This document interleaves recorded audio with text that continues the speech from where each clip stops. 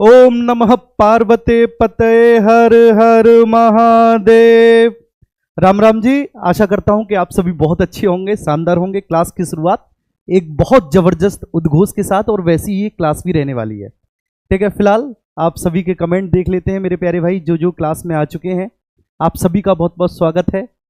हमारे साथ हर हर महादेव भी हैं, मतलब प्रवीण जी भी हैं, पंकज हैं, सौरभ है, एसके यादव हैं, गरिमा चौधरी हैं और प्रिया वर्मा है, मुकेश जी हैं, अनुराधा हैं, सुनीता है, अंशिका जी हैं, राजू हैं, मुकेश जी हैं, राहुल हैं, अनुपम।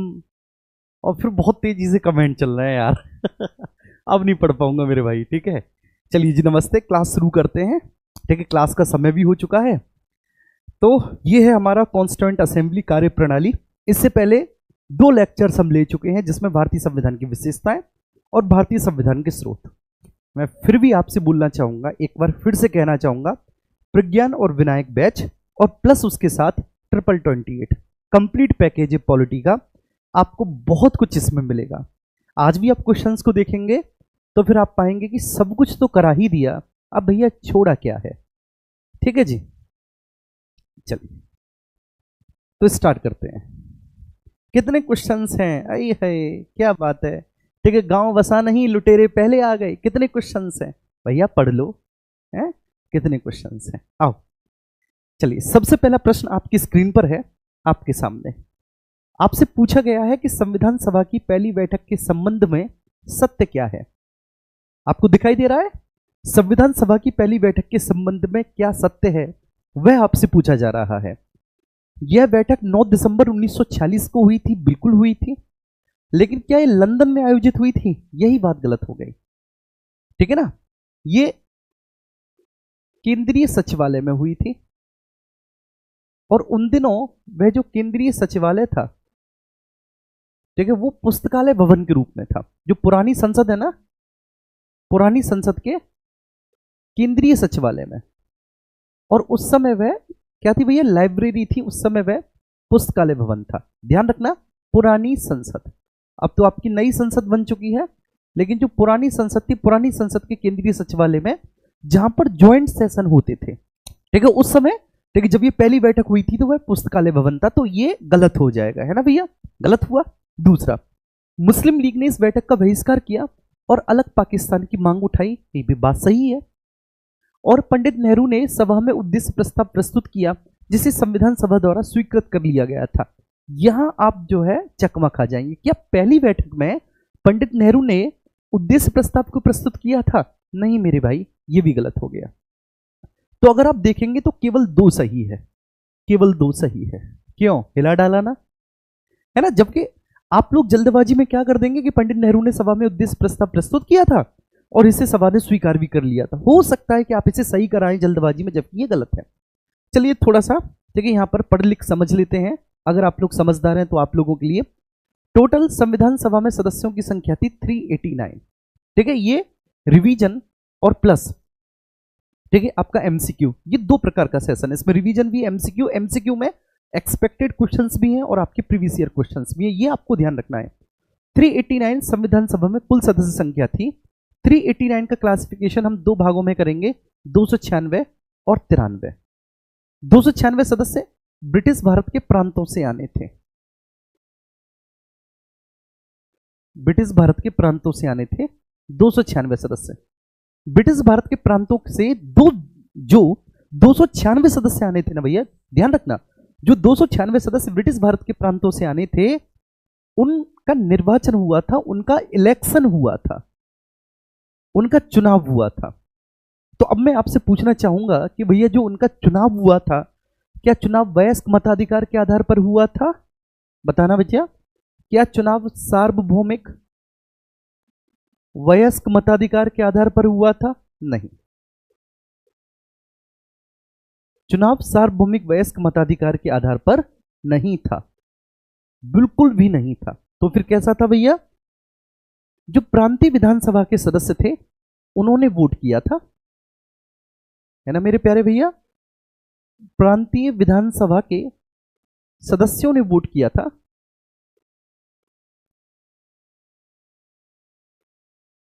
वोट किया था। और प्रांतीय विधानसभा में ही चुनाव हुआ था। क्लियर है?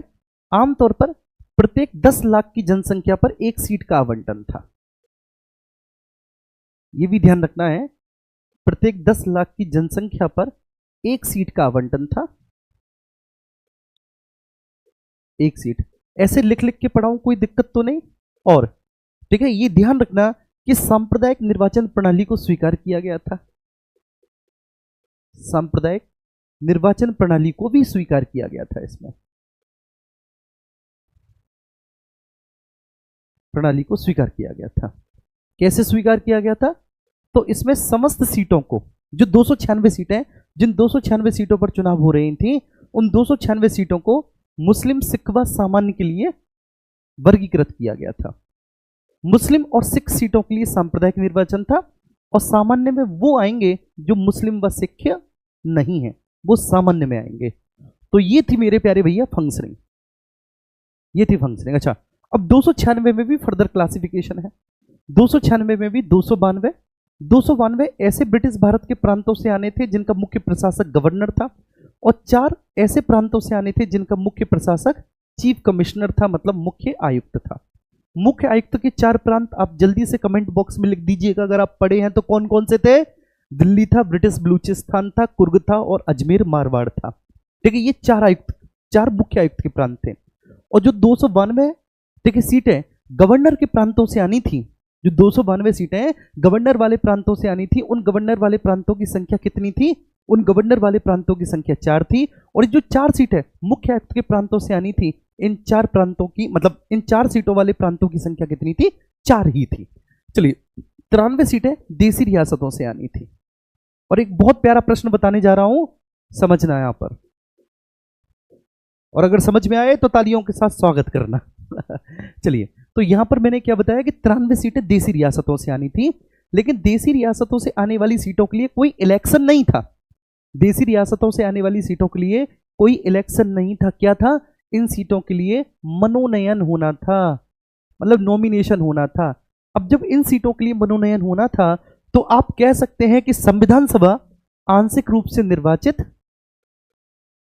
संविधान सभा आंशिक रूप से निर्वाचित, आंशिक रूप से निर्वाचित और आंशिक रूप से मनोनीत एक निकाय थी, और आंशिक रूप से मनोनीत एक निकाय थी।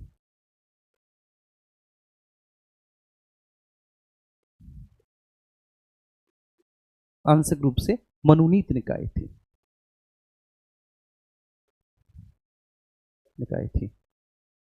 क्या भैया बात समझ में आई सभी को? आंशिक रूप से निर्वाचित और आंशिक रूप से मनोनीत एक निकाय थी। क्या बात आई सभी को समझ में मेरे प्यारे भाई? यहां तक किसी को किसी भी तरह का कोई इश्यू तो नहीं? प्लीज एक बार आप बताएंगे।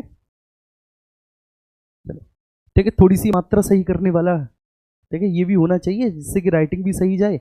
तो ये मैंने संविधान सभा के बारे में आपको बताया, और उम्मीद करता हूं कि बात ठीक आ रही होगी, सही से समझ में आ रही होगी। लाइट की कोई दिक्कत है? नहीं यार, लाइट थोड़ी सी कम है ना? लाइट कम है, एक सेकंड रुको, लाइट बढ़ाना हमारे हाथ में है। बता देना जब आपको लगे कि लाइट ठीक हो गई।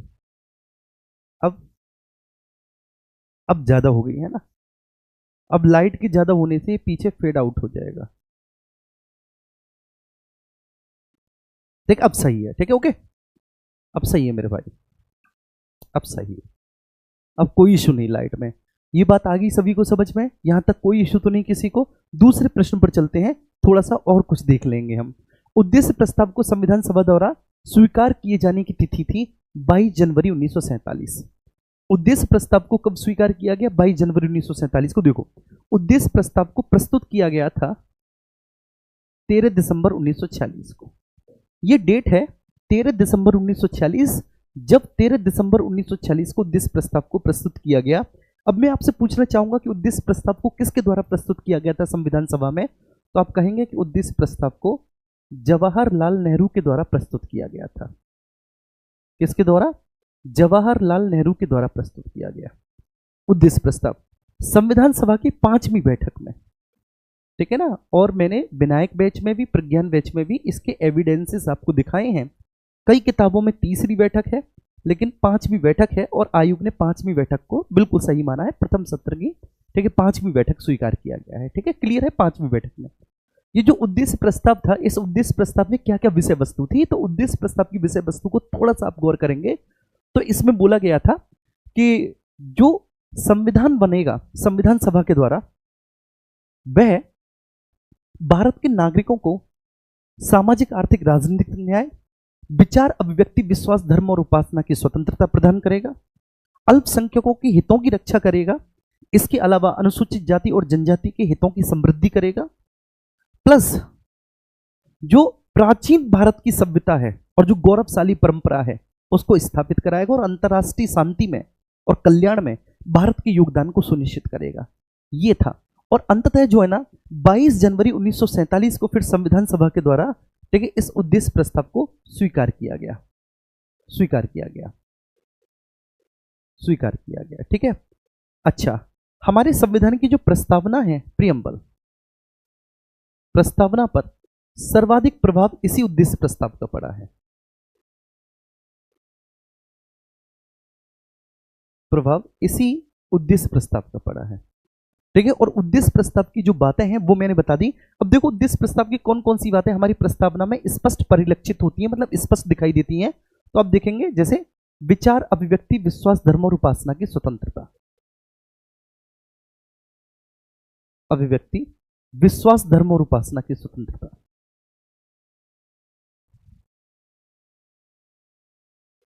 धर्म और उपासना की स्वतंत्रता,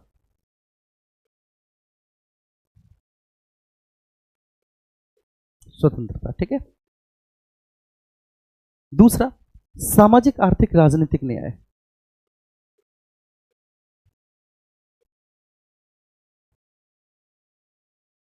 राजनीतिक न्याय,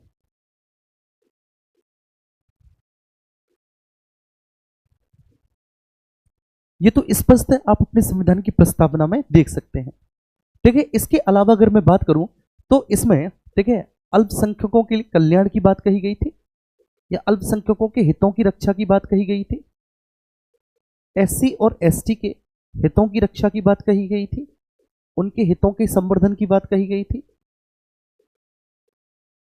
ठीक है। प्राचीन भारतीय जो गौरवशाली प्रतिष्ठा और परंपरा रही है, ठीक है, उसको उसका उचित स्थान दिलाया जाएगा। तो कुल मिलाकर उद्देश्य प्रस्ताव में ये ऐसी बातें की गई थी जो मैंने आपको बताया। तो 22 जनवरी 1947 को स्वीकार किया गया, प्रस्तुत किया गया था इसको 13 दिसंबर को, और ये प्रथम सत्र की 5वीं बैठक थी। इसमें किसी भी प्रकार का कोई भी दोहराए नहीं होना चाहिए, और ये मैंने बैचेस में आपको, ठीक है, प्रूव करके दिखा रखा है, ठीक है, क्लियर है।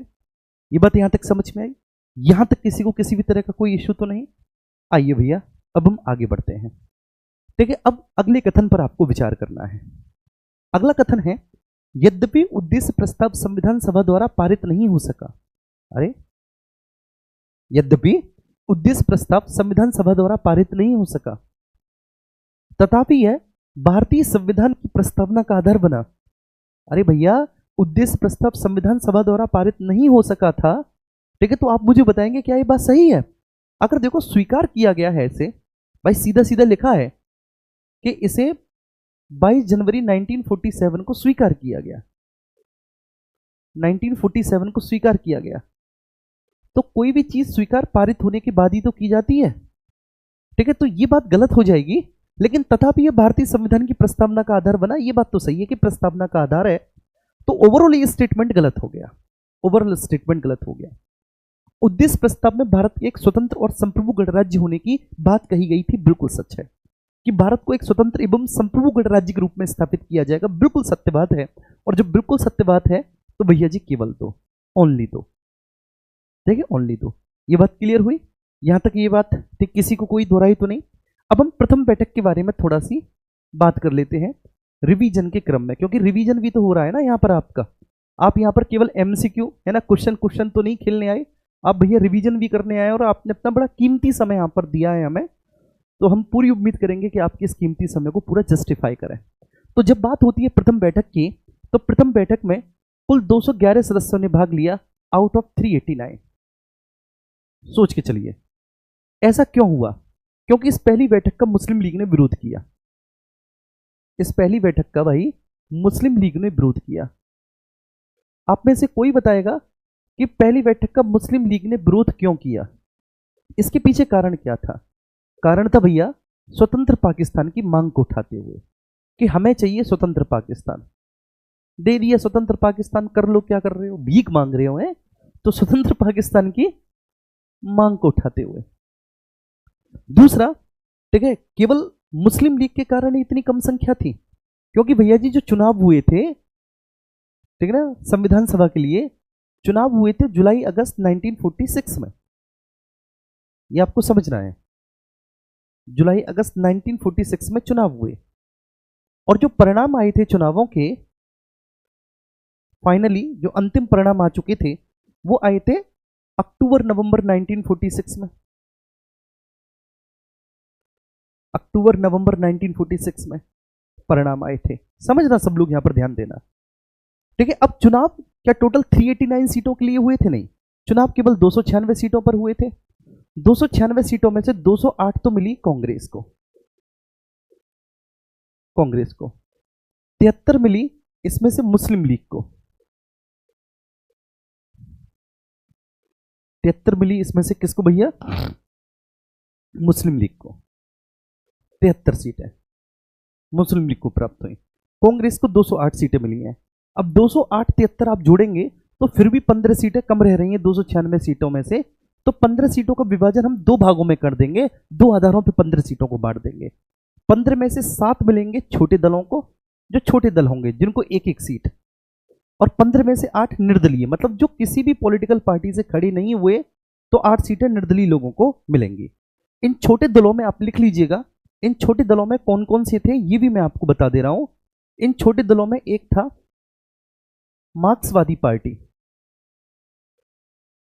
मतलब साम्यवादी पार्टी, मार्क्सवादी पार्टी एक दल। एक था यूनियनिस्ट पार्टी। अब बस आप इस यूनियनिस्ट को पकड़ लेना, और जैसे ही आपने ये यूनियनिस्ट पकड़ा तो उसको पकड़ने के बाद आगे चलते चले जाना, आप आगे चलते चले ना। यूनियनिस्ट पार्टी, फिर unionist Muslims party, unionist Muslim party अलग है। फिर एक और है unionist schedule caste party, unionist schedule caste party, schedule caste party. एक है शेड्यूल कास्ट फेडरेशन, एक पार्टी है बेटा शेड्यूल कास्ट फेडरेशन, फेडरेशन। अच्छा, अपना भी पढ़ के आया कीजिए, ये नहीं कि अगले सेशन में दिग्विजय करा ही देगा तो ठीक है यार, ठीक है, हम क्यों पढ़े, नहीं, ठीक है, अपना भी करके आना है, ठीक है, पूरी तरह से दिग्विजय पर निर्भर नहीं रहना। तो शेड्यूल कास्ट फेडरेशन। इसके बाद एक कृषक प्रजा पार्टी, कृषक प्रजा पार्टी, और एक सिख पार्टी, सिख पार्टी, और इसको कहा जाता है नॉन कांग्रेस सिख पार्टी। अगर आप देखेंगे तो ये 7 छोटे छोटे दल होंगे। आप देखेंगे, जरा गौर करना, 1 2 3 4 5 6 7, ये 7 छोटे छोटे दल हैं। 8 निर्दलीय, 8 निर्दलियों के नाम याद करना कोई आवश्यक नहीं है। तो एक तो मुस्लिम लीग ने स्वतंत्र पाकिस्तान की मांग को उठाते हुए इसमें भाग नहीं लिया। तो फिर आप कहना चाहेंगे, पूछना चाहेंगे कि साहब दूसरी कौन सी बात थी? दूसरी ये थी भैया कि अधिकांशतः देशी रियासतों के प्रतिनिधियों ने भी इसमें हिस्सा नहीं लिया। देशी रियासतों के जो प्रतिनिधि थे, प्रतिनिधि, उन्होंने भी इसमें हिस्सा नहीं लिया, उन्होंने भी मना कर दिया, उन्होंने भी हिस्सा नहीं लिया। ठीक है, तो ये रीजन था कि पहली बैठक में केवल इतने सदस्य। अब मैं पहली बैठक से संबंधित कुछ फैक्ट और आपके सामने रखूं, ठीक है, बस 2 मिनट आप मुझे देंगे। आप लोग इससे देखो बोर तो नहीं हो रहे कि इतना आपको, ठीक है, लिखाया जा रहा है, इसकी क्या जरूरत है? मुझे आप बताएंगे फटाफट से जी।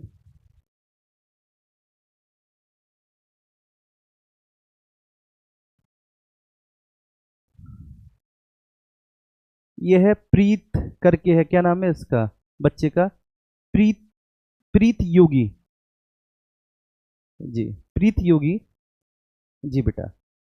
हाँ, प्रीत योगी। तुम मेरा सम्मान करो या ना करो मेरे प्यारे बच्चे, ठीक है, लेकिन पांचवी बैठक है, आयोग ने माना है, ठीक, पांचवी बैठक है।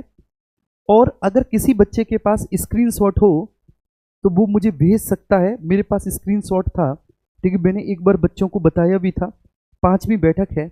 और एक बार प्लीज मैं दिखा देता हूं आप लोगों को, ठीक है, मेरे पास वो स्क्रीनशॉट जरूर पड़ा होगा। ठीक है, आयोग ने प्रथम सत्र की पांचवी बैठक को माना है, मतलब क्रम से बैठक हुई है, ठीक है, 9 दिसंबर के बाद क्रम से बैठक हुई है, ठीक है, 10 को दूसरी, 11 को तीसरी, ठीक है, उसके बाद ठीक है 12 को आपकी चौथी, और फिर 13 दिसंबर को पांचवी बैठक है। ठीक है, तो ऐसी बात नहीं है मेरे प्यारे बच्चे, मैं ऐसे थोड़ी नहीं कर रहा, मैं खुद नहीं, मैंने और भी जो मेरे साथी अध्यापक है जो पॉलिटी पढ़ाते हैं, मैंने उनसे भी कहा कि भाई अगली बार से आप अपनी इस गलती को सुधारना, क्योंकि पहले हम भी पढ़ाते रहे, पहले हमारे नोट्स में भी तीसरी बैठक थी, क्योंकि हमने किताबों में यही पढ़ा था। और जब हमने किताबों में भी यही पढ़ा तो हमारे यहाँ पे भी हमने भी भैया ठीक यही पढ़ाया बच्चों को। लेकिन अब जब चूंकि एक एग्जाम में ठीक है तीसरी बैठक को गलत माना और आयोग ने पांचवी बैठक पूरे स्पष्टीकरण के साथ बोला, ठीक है, तो फिर हमने भी यही पढ़ाना ठीक है बच्चों को शुरू कर दिया। तो आप जो है ना बच्चे, आप ये मत सोचिएगा कि ठीक है इतनी छोटी सी नॉलेज के साथ यहाँ पर कोई बंदा जो है ना वो मार्कर लेकर आपके सामने खड़ा है, नहीं। ठीक है, शायद वो ठीक है ना एक स्क्रीनशॉट था और मुझसे वो डिलीट हो गया। ठीक है, मैं आपको अगली क्लास में जरूर दिखा दूंगा, जो अगली क्लास मेरी मंडे को होगी उसमें मेरा सबसे पहला काम यही होगा कि मैं आपको वो दिखाऊं। ठीक है, क्लियर है जी? जी हाँ, मैंने बेटा उन सर को भी बताया था जिनका आप नाम ले रहे हैं, मैंने उनको भी बताया था कि मेरे भाई पांचवी बैठक बताना आज से बच्चों को। उन्होंने तुरंत इस बात को नोट किया था कि जी गुरुजी, ठीक है, पांचवी ही बैठक। अब उन्होंने तुम्हें क्यों नहीं बताया मुझे नहीं पता, ठीक है, मैं फिर भी उनसे पूछूंगा मैंने कि भाई क्यों नहीं बताया तुमने बच्चों को, ठीक है, जब आपको बोल दिया था। चलिए कोई बात नहीं, ठीक है, ऐसा हो जाता है। लेकिन आप विश्वास करिए कि जो बात मैं बोल रहा हूं और मैं बार बार बोल रहा हूं, ठीक है, तो मैं ये बता रहा हूं जी। ओके, क्लियर है? चलो, तो ये बात हो गई और आपने जो ना इस पे ठीक बड़ा डिस्कशन कर लिया। देखो, अगर मैं इस विवाद में नहीं पढ़ना चाहता तो मैं बिल्कुल भी नहीं लिखता, ठीक है, इसको कि प्रथम सत्र की पांचवी बैठक थी। मैंने क्यों लिखा?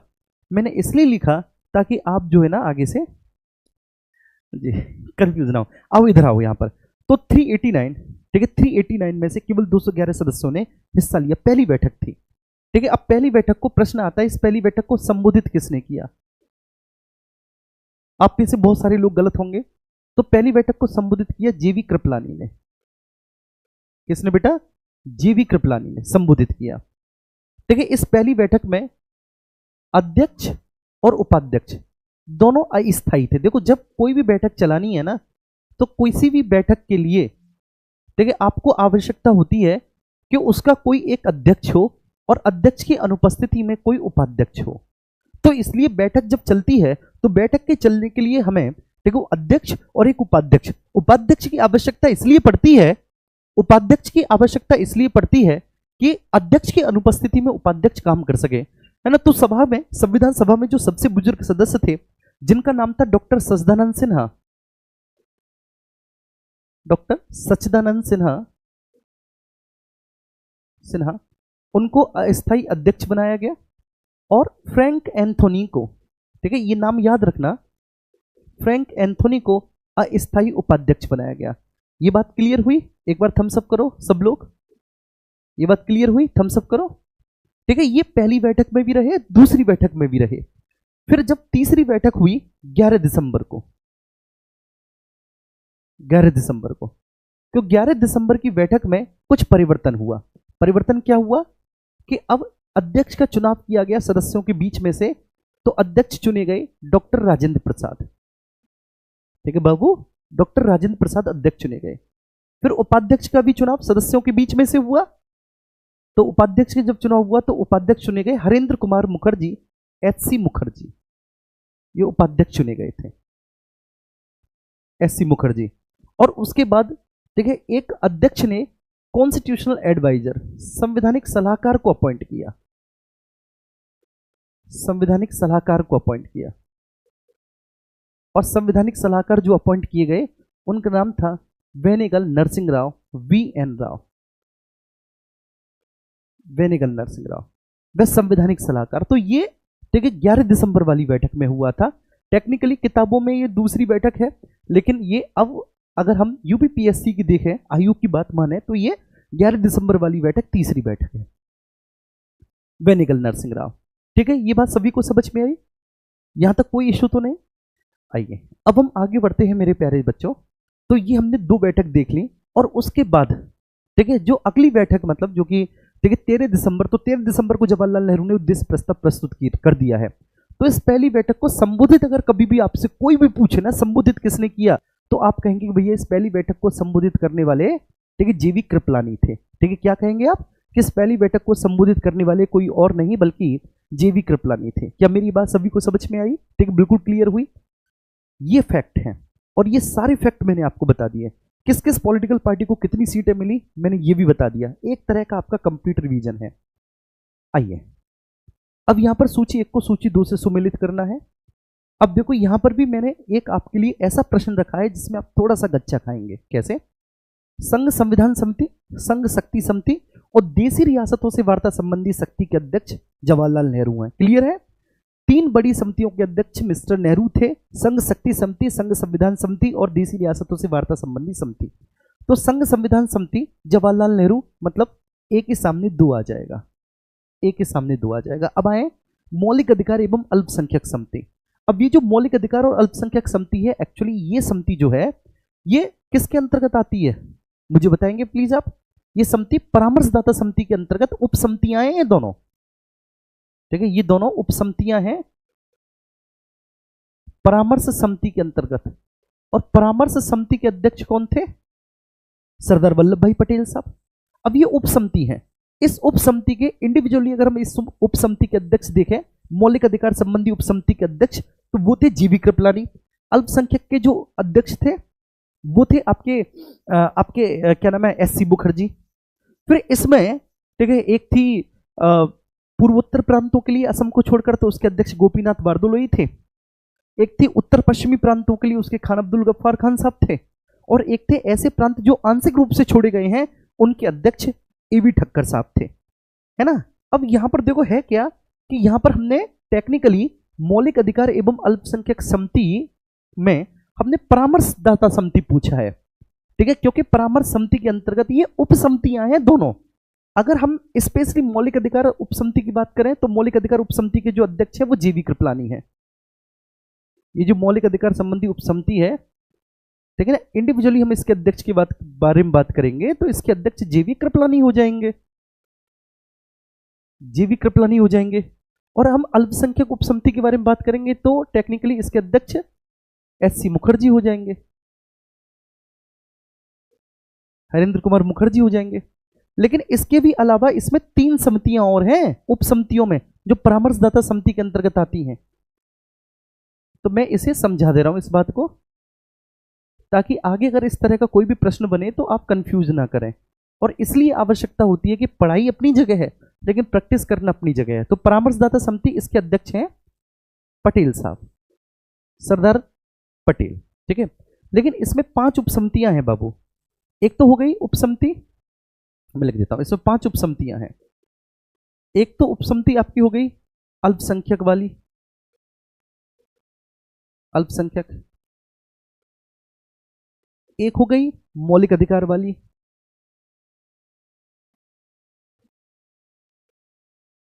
एक हो गई पूर्वोत्तर प्रांतों के लिए, पूर्वोत्तर प्रांत। लेकिन बाबू इसमें असम को छोड़ा गया है। ठीक है, किसको छोड़ा गया है?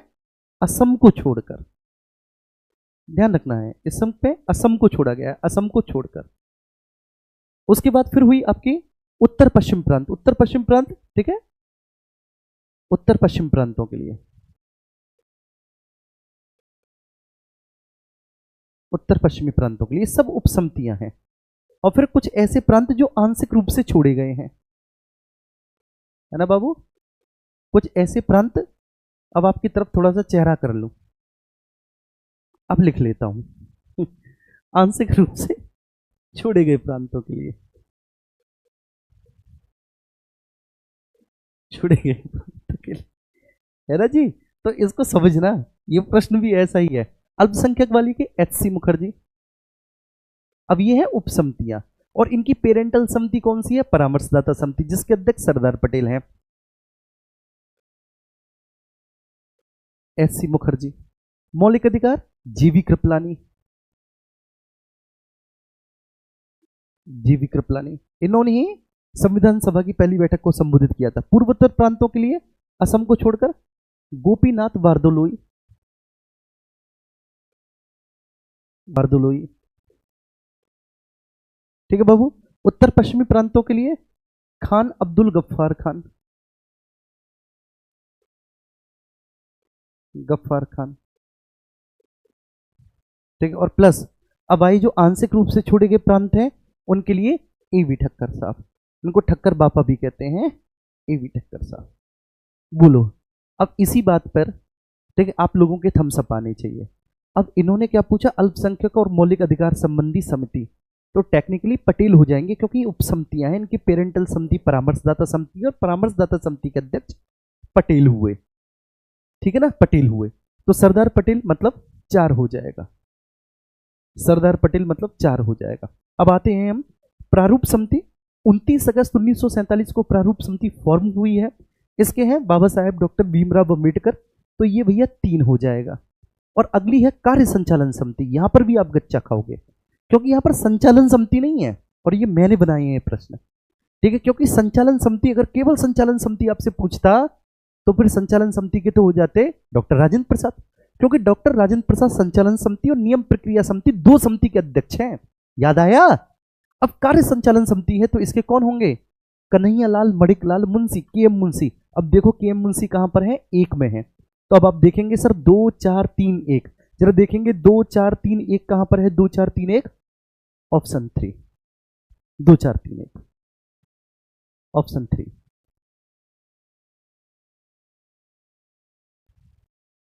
Is that clear to everyone?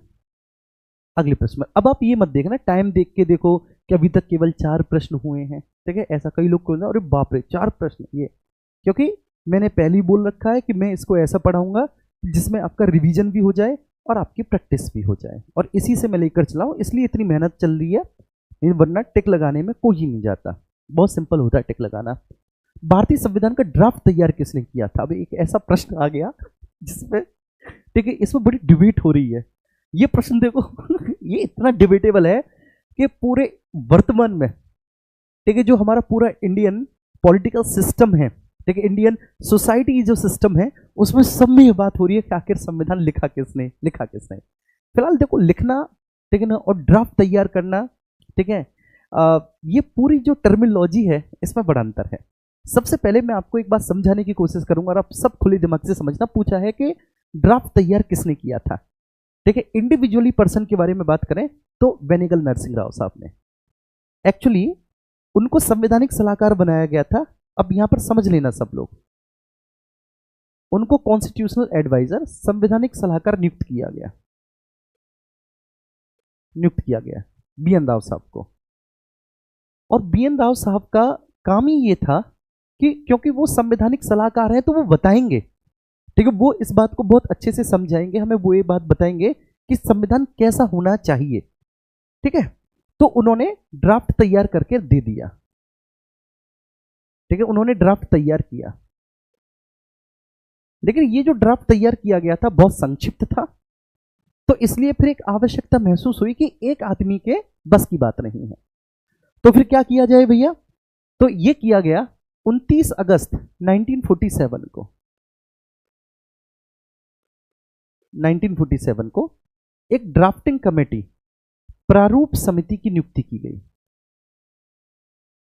Drafting committee की नियुक्ति की गई, ठीक है। सब लोग यहां पर समझना, मैं बिल्कुल एकदम, ठीक है, साफ साफ बता रहा हूं।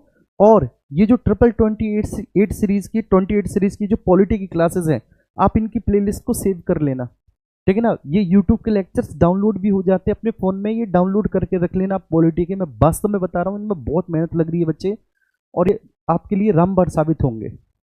हो सकता है कि आगे कभी मैं एग्जाम टाइम पे आपके लिए पॉलिटी की प्रैक्टिस आगे भी लेकर आऊं तो इतनी मेहनत ना हो पाए, है ना जी। तो मैं बिल्कुल क्लियर बोल रहा हूं। तो 29 अगस्त 1947 को प्रारूप समिति बनी, और प्रारूप समिति के जो अध्यक्ष अपॉइंट किए गए संविधान सभा के द्वारा, ठीक है, वो बाबा साहेब डॉक्टर भीमराव अंबेडकर थे, डॉक्टर बी आर अंबेडकर साहब, ठीक है बच्चे, अंबेडकर।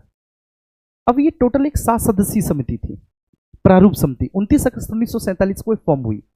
तो इसमें के एम मुंशी थे, के एम मुंशी, के एम मुंशी इस पूरी समिति में एकमात्र कांग्रेसी सदस्य थे। के एम मुंशी इस पूरी समिति में एकमात्र कांग्रेसी सदस्य थे। ध्यान रखना मेरे प्यारे बच्चे, और मेरे शब्दों पर ठीक बहुत अच्छे से गौर करना। यह प्रश्न कई बार एग्जाम में पूछा गया है कि प्रारूप समिति में एकमात्र कांग्रेसी सदस्य कौन थे, तो वो कन्हैयालाल मणिकलाल मुंशी थे, के एम मुंशी थे। इसके अलावा इसमें गोपाल स्वामी अयंगर थे,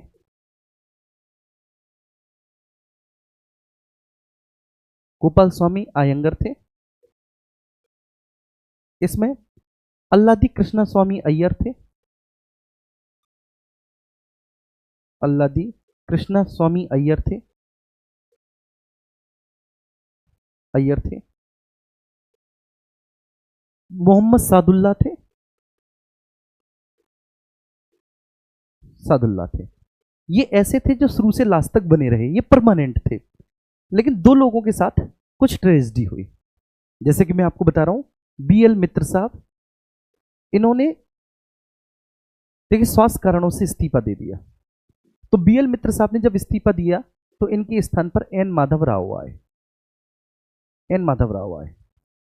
और अनफॉर्चुनेटली डीपी खेतान साहब, इनकी मृत्यु हो गई, और इनकी मृत्यु के बाद टीटी कृष्णामाचारी इनके स्थान पर आए।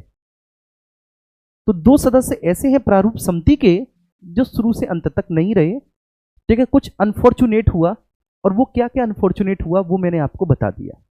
जो जो चीजें अनफॉर्चुनेट हुई वो मैंने आपको बता दी कि इन्होंने इस्तीफा स्वास्थ्य कारणों से बहुत बीमार रहने लगे थे, ठीक है। बीएल मित्र साहब और डीपी खेतान साहब चल बसे थे, ठीक है। तो टीटी कृष्णामाचारी साहब आए और बीएल मित्र के स्थान पर एन माधव राव, ठीक है। तो अब ये जो प्रारूप समिति बनी है, ठीक है, प्रारूप समिति का काम भी तो यही था कि ड्राफ्ट बनाना। कब बनी है? 29 अगस्त। अगस्त तो निकल ही गया। अब जब अगस्त निकल गया तो आप देखना सितंबर, अक्टूबर, नवंबर, दिसंबर, जनवरी, फरवरी। फरवरी 1948 में, फरवरी 1948 में, ठीक है, फर्स्ट ड्राफ्ट इसने बना दिया।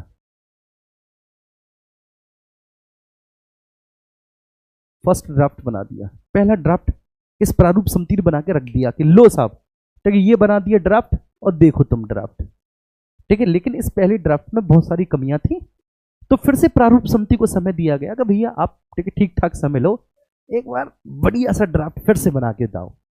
लेकिन इन्होंने अपने आप को प्रूव किया प्रारूप समिति ने कि देखो भाई, ठीक है, हमने पूरे संविधान का ड्राफ्ट, अरे भैया अगस्त तो निकल गया ना, ठीक है, अगस्त तो निकल गया कुर्सी सेट करने में, ठीक, क्योंकि 29 अगस्त को बनी है, एक आध दो दिन और है।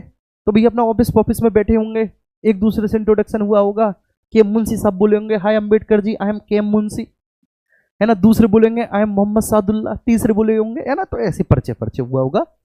सितंबर, अक्टूबर, नवंबर, दिसंबर, जनवरी, फरवरी, 6 महीने में हम संविधान पढ़ नहीं पाते, और वो भी कॉम्पिटेटिव एग्जामिनेशन की तैयारी के लिए हम पूरा संविधान तो पढ़ नहीं रहे, संविधान का आधा भाग पढ़ रहे हैं, ठीक है। यूपीएसआई में लगभग आधा संविधान तो हम पढ़ा ही रहे हैं, पूरे संविधान का, ठीक है। तो उसे भी पढ़ने में हमें 6 महीने से ज्यादा का समय लग जाता है। इन्होंने लिटरली बना के रख दिया। लेकिन फिर संविधान सभा ने कहा कि और समय लो, और अच्छा सा सुंदर सा और एकदम परिपक्व मैच्योर संविधान आप बनाकर लाओ। तो इसके बाद फिर इन्होंने और समय लिया, और अब अक्टूबर 1948 में इन्होंने सेकंड ड्राफ्ट बना के रख दिया संविधान का, सेकंड ड्राफ्ट बना के रख दिया संविधान का। क्या मेरी बात समझ में आ रही है सभी को? ये अब जब सेकंड ड्राफ्ट बन गया तो आप मोटा मोटा मान के चलें कि संविधान नाम का एक दस्तावेज बन चुका है, जिसमें भाग है, अनुच्छेद, अनुसूचियां हैं, ठीक है, ये सारी चीजें हैं। अब मोटा मोटी हो चुका है, ठीक है, काम हो चुका है, काम 35 हो चुका है, संविधान बन चुका है, ठीक है। अब ये ड्राफ्टिंग कॉन्स्टिट्यूशन का, इसको कहेंगे कि अब ये ड्राफ्टिंग कॉन्स्टिट्यूशन है, ठीक है। ये अभी पूरी तरह से तैयार नहीं है, अब इसकी टेस्टिंग होनी बाकी है। तो ये ड्राफ्टिंग कॉन्स्टिट्यूशन है। तो ये जो ड्राफ्टिंग कॉन्स्टिट्यूशन है, इस ड्राफ्टिंग कॉन्स्टिट्यूशन की अब होगी रीडिंग। इसी रीडिंग को हिंदी मीडियम, जो हिंदी में वाचन कहा जाता है, आपने पढ़ा होगा कि संविधान के कितने वाचन हुए, तो यही रीडिंग है। मतलब अब ये जो है ना, संविधान पढ़कर सुनाया जाएगा संविधान सभा के लोगों के लिए, उनके सामने। तो 3 रीडिंग हुई हैं इसकी, फर्स्ट, सेकंड और थर्ड रीडिंग, 3 रीडिंग। ठीक है, तीसरी रीडिंग में ठीक है आपका पूरा संविधान जो है वो बनकर तैयार हो गया। और एक बहुत बड़ा डाउट आपका और भी मैं ठीक है दूर करूंगा। अरे यार चलो ठीक है बच्चे, ये एफ ऐसे ही बन पा रहा है, मैं क्या करूं, मैं इसको सही कर, हाँ ठीक है अब सही हो गया।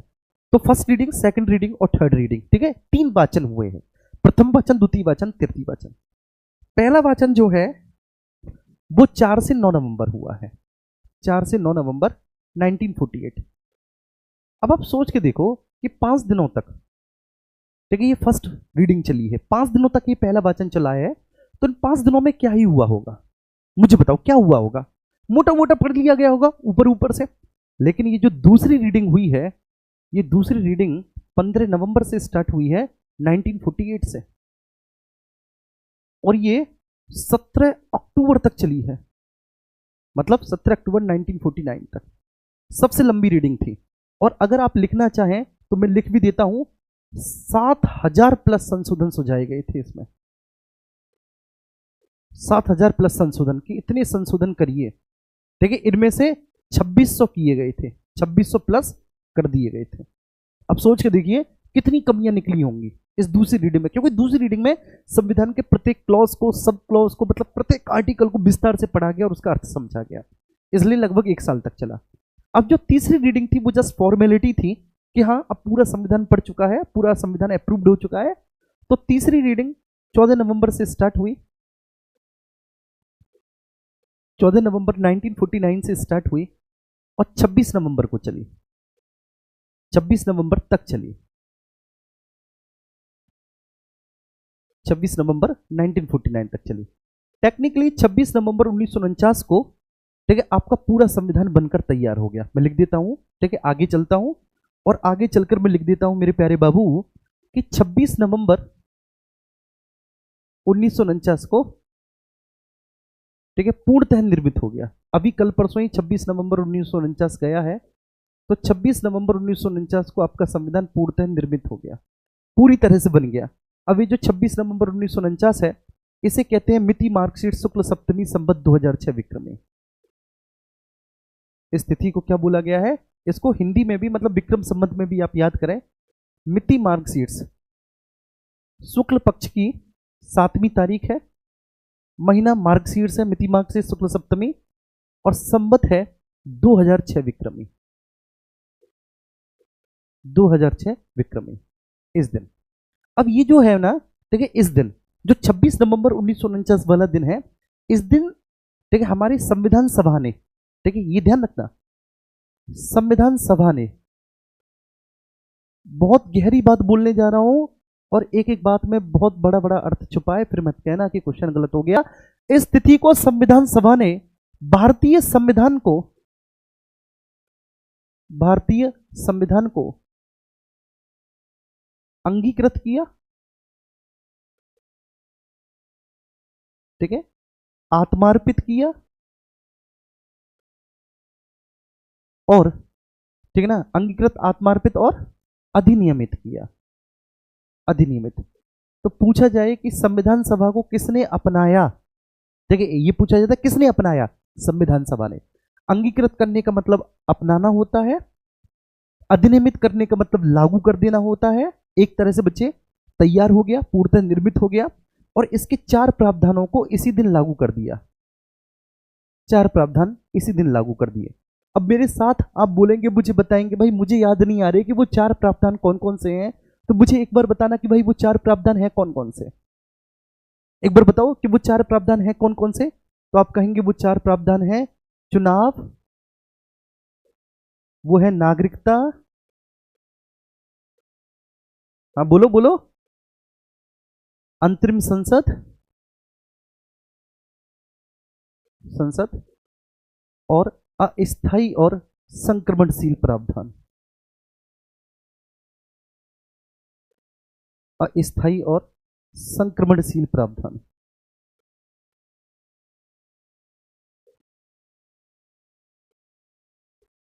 ये है वो चार प्रावधान।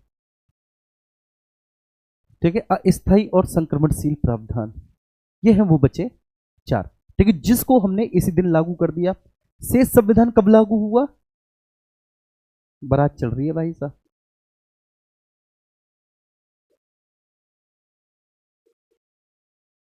एक मिनट, कौन सा गाना चल रहा है? ये अक्खा इंडिया जानता है हम तुम पे मरता है। चलिए, शेष संविधान कब लागू हुआ? तो शेष संविधान लागू हुआ भैया 26 जनवरी 1950 को। देखो, देखिए इसके पीछे भी कहानी है कि 26 जनवरी 1950 को शेष संविधान, ठीक है, लागू क्यों हुआ था। कोई भी आपसे पूछ ले, ठीक है, तो आप बैच में पढ़े हैं और पढ़े हैं तो आप बताएंगे कि भैया इसके पीछे बड़ी इमोशनल कहानी है कांग्रेस की, है ना, बड़ी इमोशनल कहानी है। क्योंकि इस दिन 26 जनवरी 1930 को लाहौर में रावी नदी के तट पर कांग्रेस ने पूर्ण स्वराज दिवस मनाया था बेटा। पूर्ण स्वराज दिवस, बस उसी पूर्ण स्वराज दिवस की स्मृति को अपने हृदय में रखो, सजोए रखना चाहते थे, तो इसलिए ऐसा हुआ। ठीक है, आज का वास्तव में जो चैप्टर है, ठीक है, वो बहुत, ठीक है, फैक्ट वाला चैप्टर है, तो इसलिए इसमें बहुत फैक्ट की बात हो रही है। और इसलिए मैं कोशिश कर रहा हूं कि वो सारे फैक्ट में लिखूं कि जब ये पीडीएफ आपको मिले, ये पीडीएफ आपको रोजगार विद अंकित एप्लीकेशन पे मिलेगी, तो जब ये पीडीएफ आपको मिले तो इस पीडीएफ को आप सेव कर सकें, इस लेक्चर को आप डाउनलोड कर लेना, इन सभी लेक्चर्स को जो भी हो रहे हैं 2828 सीरीज के, और हमेशा अपने पास रखना, ठीक है, लेक्चर्स को। ठीक है भैया, ये बात समझ में आई। तो शेष संविधान, हाँ, एक कमेंट आप में से किसी ने किया नहीं कि सर टोटल कितने अनुच्छेद, चार प्रावधानों के अंतर्गत टोटल कितने, 16 आर्टिकल्स, 16 अनुच्छेद लागू किए गए, 16 आर्टिकल्स लागू किए गए। ठीक है, तो आपका संविधान इसी दिन, ठीक है, अंगीकृत हो गया, अधिनियमित हो गया, आत्मार्पित हो गया। और वो दिन कौन सा है? 26 नवंबर 1949 को। और इसी दिन डॉक्टर बी आर अम्बेडकर साहब ने, ठीक है ना, एक बिल प्रस्तुत किया जिसको संविधान सभा ने पारित कर दिया। The constitution is settled by the assembly we passed. ठीक है, बी आर अम्बेडकर साहब ने, मतलब ये जो बिल था ना जिसको संविधान सभा ने पारित कर दिया, तो इसका मतलब है कि संविधान पूरी तरह से बन गया। और फिर उसके बाद 284 सदस्यों ने, ठीक, इस पर हस्ताक्षर कर दिया। ये 26 नवंबर 1949 वाली जो बैठक थी, ये 11वां अधिवेशन था। और लो फैक्ट बेटा, ये 11वां अधिवेशन था। टोटल 12 अधिवेशन हुए हैं, तो ये था 11वां। ठीक है, लेकिन फिर भी एक और अधिवेशन बुलाए जाने की आवश्यकता महसूस हुई, तो जो 12वां अधिवेशन बुलाया गया, वो बुलाया गया 24 जनवरी को, 24 जनवरी 1950 को। और 24 जनवरी 1950 को क्या क्या हुआ, मेरे साथ साथ आप बोलेंगे, मैं अब इतना लिखूंगा नहीं। तो 24 जनवरी 1950 को संविधान सभा ने स्पेशली इसलिए बुलाया था इसको कि संविधान सभा ने डॉक्टर राजेंद्र प्रसाद को स्वतंत्र भारत के पहले राष्ट्रपति, जनगण मन को राष्ट्रगान, वंदे मातरम को राष्ट्रगीत के तौर पर अपनी मान्यता दी।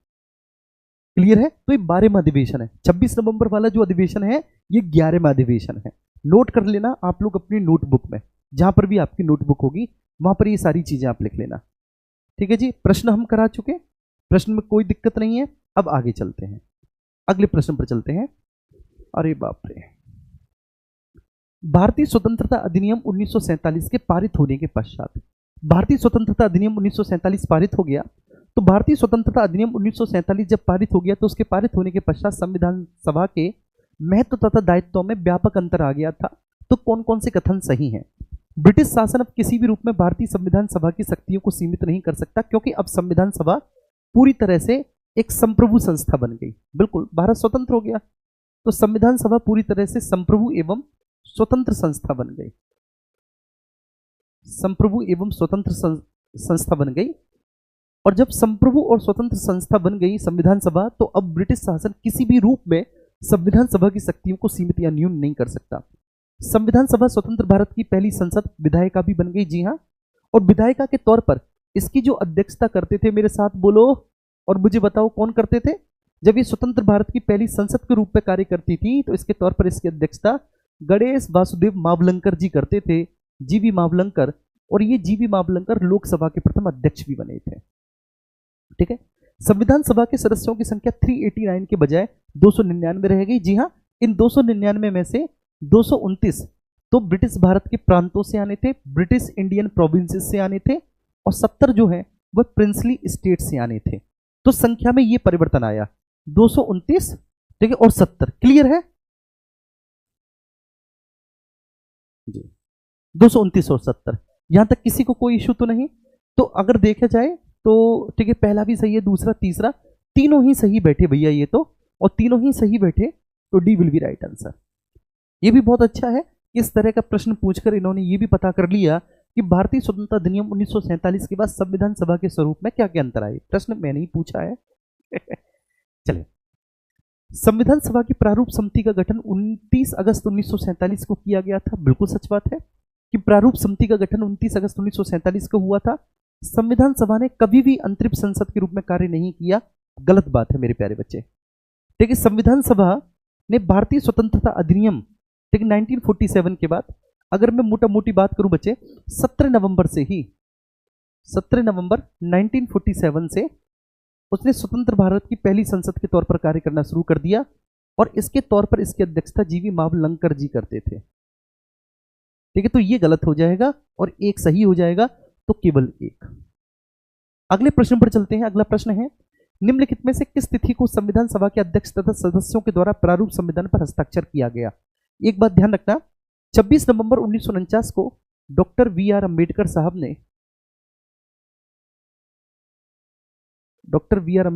ने एक बिल पास किया। मैं फिर से उस बिल को बता दे रहा हूं, द कॉन्स्टिट्यूशन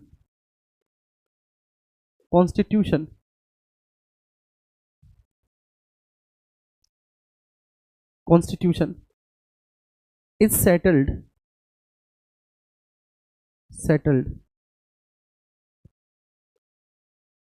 ठीक है ना, बाई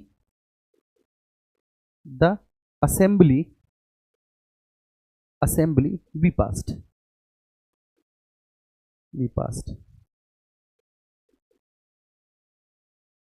चलिए, मतलब अंग्रेजी भी देवनागरी में लिखनी पड़ रही है, कोई बात नहीं, कभी कभी होता है मेरे भाई।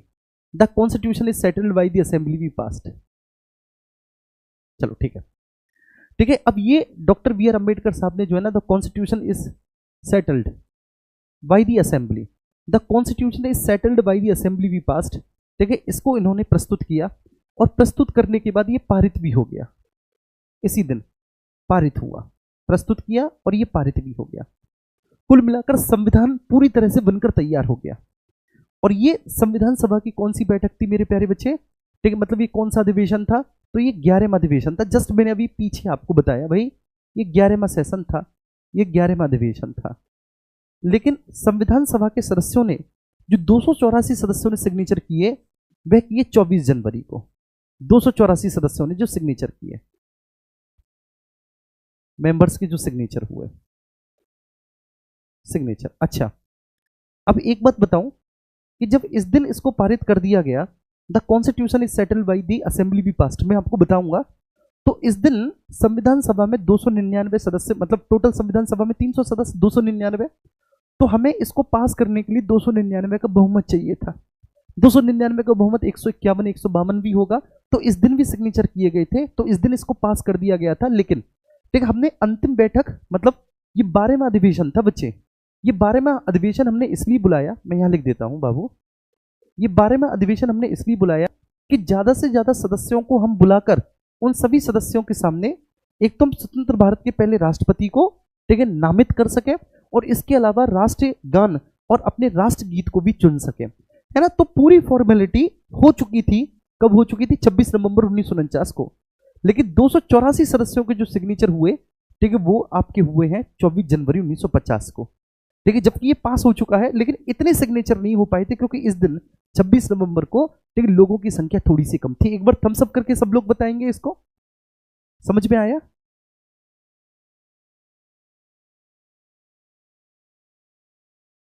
जी,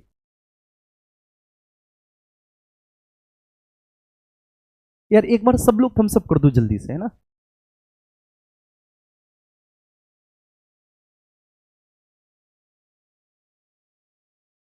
यार इतनी धीरे धीरे थम्स अप हो रहे हैं कि भाई कोई ग्लिच है क्या टेक्निकल यूट्यूब में?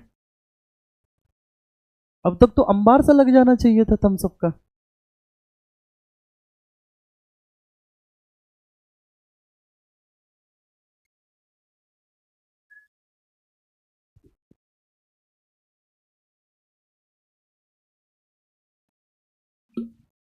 हाँ, अब हुए हैं हमारे ज्वालामुखी जागृत, अभी तक तो सो रहे थे।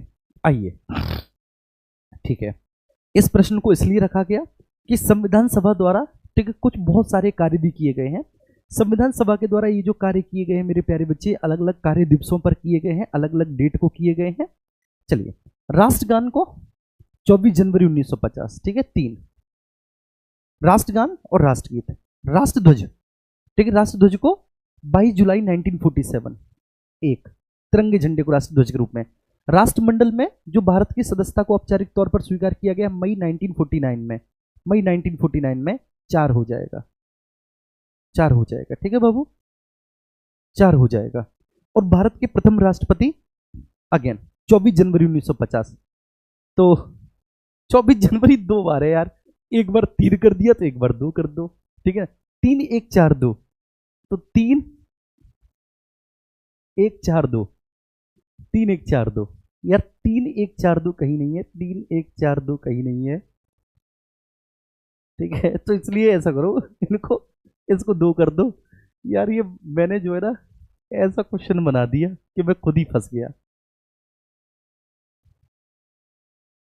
3 1, सॉरी, अब यहाँ पे 2 आ जाएगा, माफ करना 2, क्योंकि ऑप्शन में 2 1 4 3, ठीक है भैया, क्योंकि दोनों ही 24 जनवरी है ना यार, तो दोनों ही 24 जनवरी है, तो 2 1 4 3 कर दो, 2 1 4 3, option B will be right answer. मैं भी महान हूं। चलिए, 2 1 4 3, ठीक है भाई, क्लियर हुआ। तो राष्ट्रगान को भी 24 जनवरी, राष्ट्रपति 24 जनवरी, राष्ट्रध्वज 22 जुलाई 1947, और राष्ट्रमंडल में भारत की सदस्यता को स्वीकार किया है मई 1949 में। अगला प्रश्न, संविधान सभा के संबंध में सत्य क्या है? साम्यवादी दल का कोई भी सदस्य संविधान सभा के लिए निर्वाचित नहीं हुआ था, गलत, ठीक है। आपने देखा था मार्क्सवादी पार्टी का एक व्यक्ति था, एक सीट मार्क्सवादी पार्टी की थी, है ना, कम्युनिस्ट पार्टी की थी, गलत। फॉरवर्ड ब्लॉक के सदस्य संविधान सभा के लिए निर्वाचित हुए थे, कोई भी नहीं था फॉरवर्ड ब्लॉक का, कोई भी। समाजवादी दल ने प्रतिनिधित्व अस्वीकार कर दिया था, बिल्कुल सही बात है, ठीक है, समाजवादी दल ने प्रतिनिधित्व अस्वीकार कर दिया था। तो इसमें केवल 3 होना चाहिए, क्योंकि समाजवादी दल ने कहा था कि हम प्रतिनिधित्व नहीं करेंगे, ठीक है, option B will be right answer, option B. आइए अगले प्रश्न पर चलेंगे, अब नेक्स्ट, ठीक है, थोड़ा सा तेज चलेंगे हम बाबू, है ना। भारत का संविधान देश की आवश्यकताओं की पूर्ति करता है, और इसको एक ग्रही संविधान भी कहा जाता है, क्योंकि आपको भी पता है कि इसने 60 देशों के संविधानों का अध्ययन किया है, 60 देशों के संविधानों का अध्ययन किया है, तो ग्रही संविधान कहा गया है। लेकिन ये बात सही है कि दोनों ही सही है, लेकिन कोई किसी की, ठीक है, स्पष्टीकरण नहीं है, सत्य दोनों है लेकिन स्पष्टीकरण नहीं है, तो option B will be right answer, ठीक है। भारत का संविधान देश की आवश्यकताओं की पूर्ति भी करता है, ग्रही संविधान भी कहा गया है, दोनों का कोई संबंध नहीं है, ठीक है। वो वाली बात होगी, कहीं कीट कहीं का रोड़ा, भानुमति ने कुनवा जोड़ा, स्पष्टीकरण नहीं है। संविधान सभा में एक व्यक्ति ने कहा था कि वयस्क मताधिकार, सार्वभौमिक वयस्क मताधिकार का मतलब है कि यदि आप 18 वर्ष से ऊपर की आयु के हो तो आपको वोट डालने का अधिकार है। तो इसको फिलहाल 15 वर्षों के लिए स्थगित कर देना चाहिए, क्योंकि अभी भारतवासी अपने लोकतांत्रिक अधिकारों के प्रति इतने जागरूक नहीं है। तो इसको बहुत जबरदस्त विरोध किया डॉक्टर अंबेडकर जी ने और जवाहरलाल नेहरू ने कि नहीं, ठीक है। ये बात किसने बोली थी? मौलाना अबुल कलाम आजाद ने। और विरोध करने वाले ये दोनों बंदे थे, इन्होंने कहा कि नहीं, सार्वभौमिक वयस्क मताधिकार मिलना चाहिए लोकसभा में और राज्यों की विधानसभा में, जिससे कि वो अपने पसंदीदा प्रतिनिधियों को चुनकर लोकसभा के संदर्भ में संसद में और राज्यों की विधानसभा के संदर्भ में बेटा भेज सकें वो, है ना। तो कुल मिलाकर मौलाना अबुल कलाम आजाद ने कहा था कि संविधान सभा में वयस्क मताधिकार को 15 वर्षों के लिए स्थगित करने की बात, मतलब ये तो बहुत बड़ी बात होगी कि 15 वर्षों के लिए स्थगित कर देना चाहिए, ठीक है। चलिए, अब मैं आपके सामने कुछ पॉइंट्स लिखता हूं, मुझे जल्दी से बताएंगे संविधान सभा का प्रतीक चिन्ह क्या था। नहीं, अभी बोलेंगे नहीं, पहले मैं लिख देता हूं, है ना। चलो, स्टैचू, ठीक है, अभी नहीं लिखेंगे, पहले मैं लिख देता हूं, फिर जिन जिन प्रश्नों का मैं उत्तर चाहता हूं आपको एक साथ उत्तर देना है। संविधान सभा का प्रतीक चिन्ह, कॉन्स्टिट्यूशनल एडवाइजर कौन थे? अरे ये तो मैंने बता दिया, चलो अब लिख दिया। कॉन्स्टिट्यूशनल एडवाइजर कौन थे? चीफ ड्राफ्टमैन कौन थे? यहां तुम गच्चा खा जाओगे। चीफ ड्राफ्टमैन कौन थे? संविधान सभा के सचिव कौन थे? ठीक है। कैलीग्राफर हिंदी और अंग्रेजी के, कैलीग्राफर का मतलब है जिन्होंने लिखा है, कैलीग्राफर जिन्होंने लिखा है। कैलीग्राफर कौन थे? अंग्रेजी वाले और हिंदी वाले।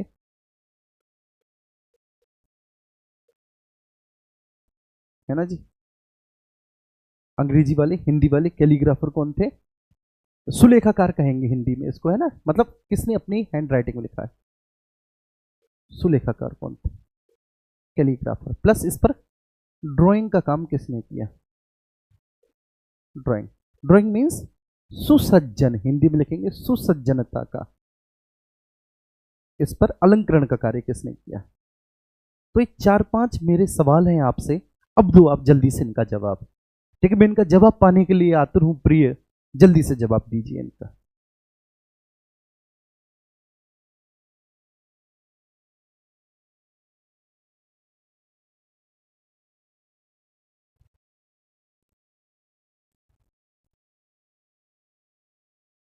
अच्छा एक बात बताओ तुम सब लोग यार, लास्ट लेक्चर में हमारी क्या बात हुई थी?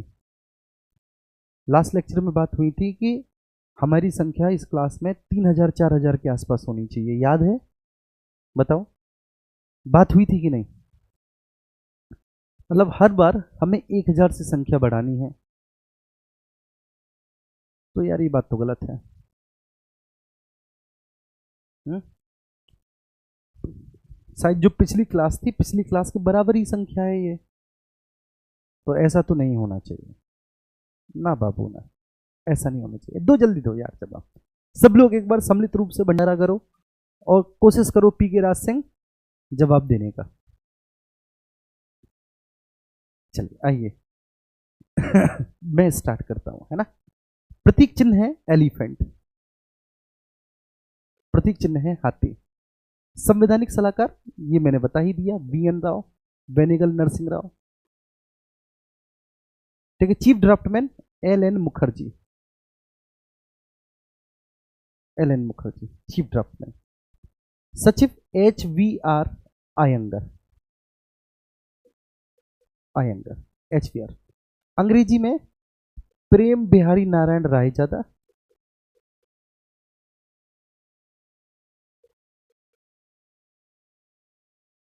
रायजादा, रायजादा बेटा। और हिंदी में वसंत कृष्ण वैद्य,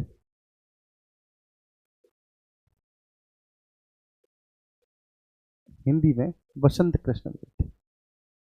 ठीक है ना। अब ये हो गए ड्राइंग। ठीक है, नंदलाल बोस शांति निकेतन के स्टूडेंट थे ये, दोनों ही नंदलाल बोस, और दूसरे थे बिरुहर राम मनोहर सिन्हा, बिरुहर राम मनोहर सिन्हा।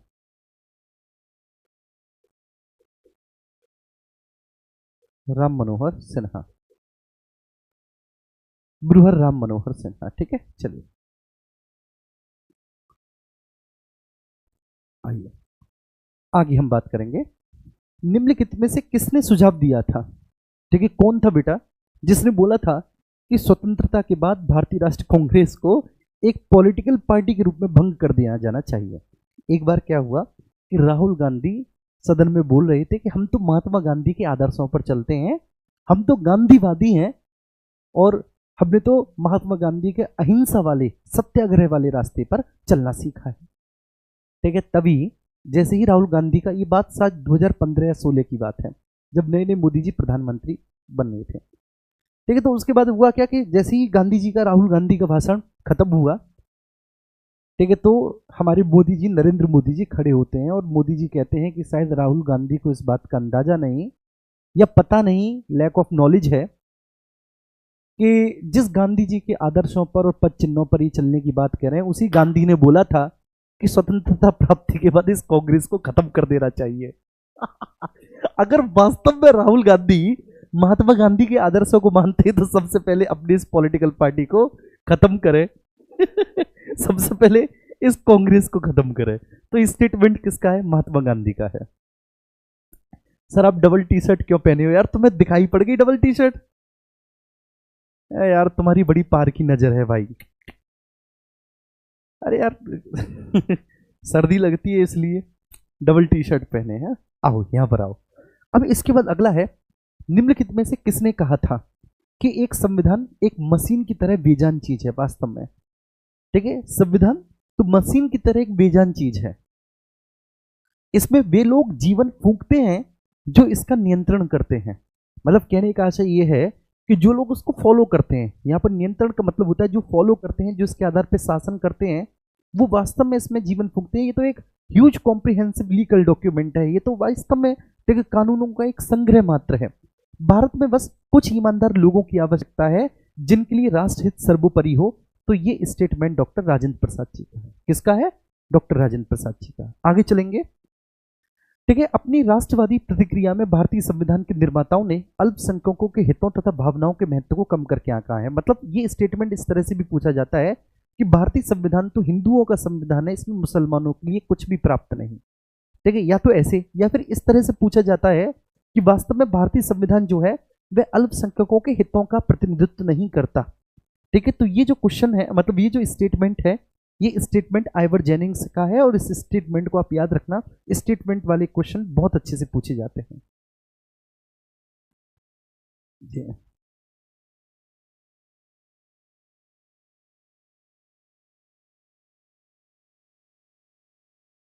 ठीक है, क्लियर है, ये बात समझ में आ रही है। तो अपनी राष्ट्रवादी प्रतिक्रिया में भारतीय संविधान के निर्माताओं ने अल्पसंख्यकों के हित और भावनाओं के महत्व को कम करके आंका है। ये आइवर जेनिंग्स का है। दूसरा देखो मेरे प्यारे बच्चे, मैं अभी तक आपको एक बात बता देता हूँ। आप उसी तीसरी बैठक पे अभी पड़े हुए हैं। ठीक है, जैसे किसी भी सर ने अपने किसी भी बैच में बता दिया हो, उनको नहीं होगी जानकारी। बात समझ में आ रही है? तो इसलिए डिबेटेबल क्वेश्चन ये नहीं होना चाहिए। ठीक है, मैं आपसे प्रॉमिस करता हूं कि अगली क्लास में, अभी इस क्लास में मुझे वो स्क्रीनशॉट नहीं मिला। ठीक है, बाकायदा वो एक स्क्रीनशॉट था कि प्रीवियस ईयर का क्वेश्चन था यूपीपीएससी का, आई थिंक, या यूकेपीएससी का था, दोनों में से किसी एक का था। तो उन्होंने 5वीं बैठक को सही माना था।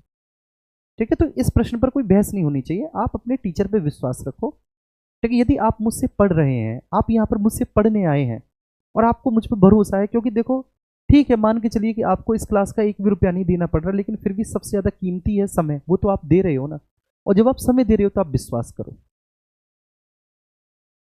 मेरी बात आपको समझ में आ रही है?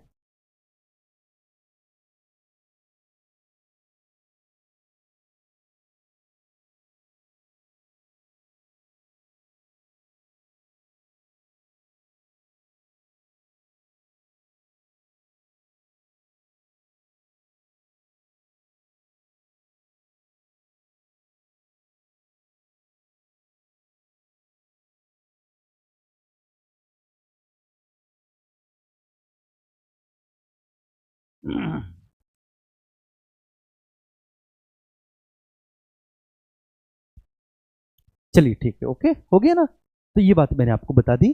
तो इस प्रश्न को कि भारतीय संविधान निर्माताओं ने अल्पसंख्यकों के हित तथा भावनाओं के महत्व को कम करके आंका है, यह बहुसंख्यकों के हित में संविधान बना है, या अल्पसंख्यकों को कुछ भी महत्वपूर्ण नहीं मिला, एवर जेनिंग्स ये बिल्कुल गलत बोल रहा है। एवर जेनिंग्स, यार अल्पसंख्यकों के लिए भारतीय संविधान में कितने सारे प्रावधान है।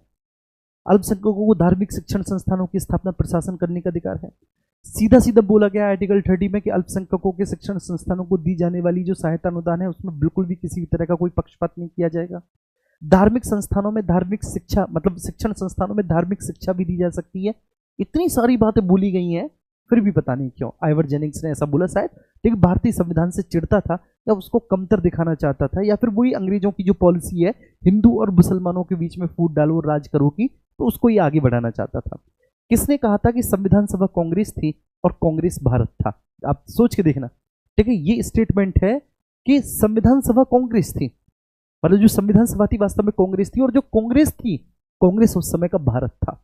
तो ये स्टेटमेंट किसका है?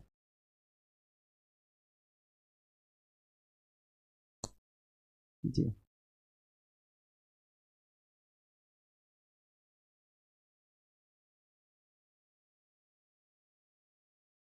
ठीक है, ये और ये भी स्टेटमेंट बहुत पूछा जाता है। 2 स्टेटमेंट, मतलब 4 स्टेटमेंट मैंने रखे हैं आज की क्लास में। लास्ट स्टेटमेंट, इसके बाद शायद कोई स्टेटमेंट का क्वेश्चन नहीं आएगा। एक राजेंद्र प्रसाद जी का स्टेटमेंट है, वो आपको याद रखना है। ठीक है, एक आइवर जेनिंग्स का है, वो आपको याद रखना है। ठीक है ना। और एक और स्टेटमेंट था वो कि 15 वर्षों के लिए वयस्क मताधिकार नहीं दिया जाना चाहिए मौलाना अबुल कलाम आजाद का, वो आपको याद रखना है। और एक है कि संविधान सभा कांग्रेस थी और कांग्रेस उस समय का भारत था। ये ग्रैनविल ऑस्टिन का है। ग्रैनविल ऑस्टिन ने द कॉन्स्टिट्यूशन ऑफ इंडिया पुस्तक लिखी, ग्रैनविल ऑस्टिन ने, और उसमें ये लिखा है, उसने द कॉन्स्टिट्यूशन ऑफ इंडिया नाम की पुस्तक में उसने भारतीय संविधान का एक तरह से रिव्यू किया है, ठीक है, और उस पर टिप्पणी की है। और उस टिप्पणी में उसने ऐसे बहुत सारे शब्द लिखा है। कुछ मतलब कुल महिला कितनी थी संविधान सभा में, तो कुल महिलाओं की संख्या संविधान सभा में 15 थी। 15 महिलाओं के नाम क्या है आप मुझे कमेंट बॉक्स में लिख के बताएंगे, अभी नहीं, जब क्लास खत्म हो जाएगी तब, ठीक है ना। तो कुल कितनी महिलाएं थी संविधान सभा में, टोटल 15 थी। बस इतना पूछा जाएगा बस कि महिलाओं की संख्या 15 थी संविधान सभा में। प्रारूप समिति के अध्यक्ष कौन थे, तो प्रारूप समिति के अध्यक्ष कौन थे, कहां गए यार, बी आर अम्बेडकर साहब का है, ये रहे, पहला ही ऑप्शन है बी आर अम्बेडकर साहब। 29 अगस्त 1947 को प्रारूप समिति बनी थी। देखो अब यहां पर कुछ भी ऐसा रह नहीं गया कि यहां पर मैं कुछ भी आपको लिखवाऊं, क्योंकि मैंने पहले ही सब कुछ लिखवा दिया, इसलिए मैं पहले ही सब कुछ बता दे रहा हूं कि आगे के क्वेश्चंस पर हम टिक मारें और आगे बढ़े। ठीक है, संविधान सभा की प्रारूप समिति में कितने अन्य, अब देखो यहां पर पकड़ो कितने अन्य सदस्य थे, तो अन्य उनके अलावा कितने थे, 6 थे। टोटल कितने थे, 7, उनके अलावा 6 थे, ठीक है ना। के एम मुंशी एकमात्र कांग्रेसी सदस्य थे उसमें, कन्हैयालाल मणिकलाल मुंशी, इसके अलावा गोपाल स्वामी अयंगर थे, अल्लादी कृष्णा स्वामी अय्यर थे, मोहम्मद सादुल्ला जी थे, ठीक है, और बीएल मित्र उनके स्थान पर एन माधव राव आए, और डीपी खेतान साहब की मृत्यु हो गई, डीपी खेतान साहब के स्थान पर टीटी कृष्णाचार्य आए। अगला, ठीक है, संविधान में प्रारूप समिति के सदस्य कौन कौन थे, सदस्य एन गोपाल स्वामी अयंगर थे, सही। जवाहरलाल नेहरू प्रारूप समिति के सदस्य नहीं थे, जवाहरलाल नेहरू 3 समिति के अध्यक्ष थे, 3 समिति के अध्यक्ष थे, संघ संविधान समिति, संघ शक्ति समिति और देशी रियासतों से वार्ता संबंधी समिति, ठीक है। एन गोपाल स्वामी अयंगर, एक और समिति थी मेरे प्यारे बच्चे, ठीक है, उसके भी अध्यक्ष थे, क्रेडेंशियल समिति, क्रेडेंशियल समिति, ठीक है। याद आया, कितने लोगों को याद आया कि क्रेडेंशियल समिति के भी अध्यक्ष थे एन गोपाल स्वामी अयंगर, क्रेडेंशियल समिति। एक थी सदन समिति, ये छोटी समितियां हैं, मैं लिख दे रहा हूं यहीं पर। सदन समिति के अध्यक्ष थे पट्टाभी सीतारमैया, पट्टाभी सीतारमैया, सीतारमैया। एक प्रश्न आपका जीएस में आया रखा है, कहते हैं कभी कभी सरस्वती जी जिह्वा पे विराजमान होती हैं। एक प्रश्न आया रखा है जीएस में, आएगा हिस्ट्री में, कि कांग्रेस का इतिहास नामक पुस्तक किसने लिखी, द हिस्ट्री ऑफ कांग्रेस, बताएंगे द हिस्ट्री ऑफ कांग्रेस, ठीक है, इस पुस्तक को लिखने वाले कौन थे।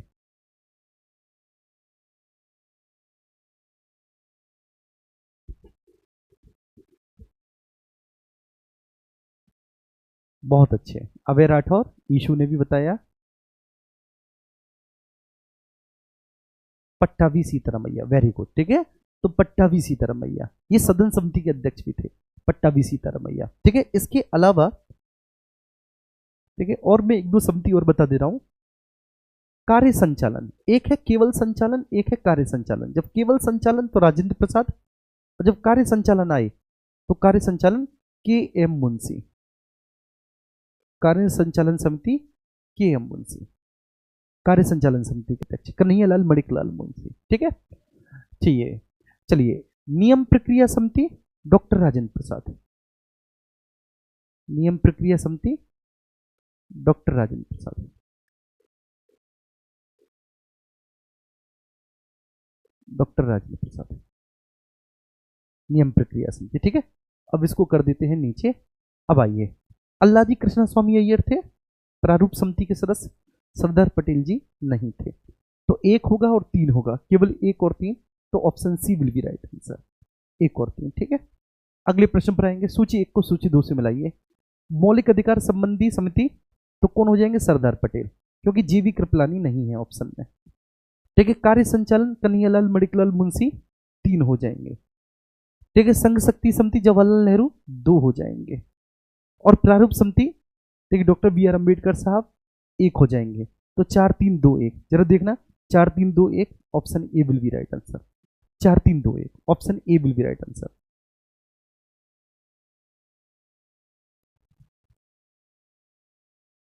अगले प्रश्न पर चलते हैं। संविधान सभा द्वारा स्थापित मौलिक अधिकार और अल्पसंख्यकों हेतु सलाहकार समिति के अध्यक्ष कौन थे?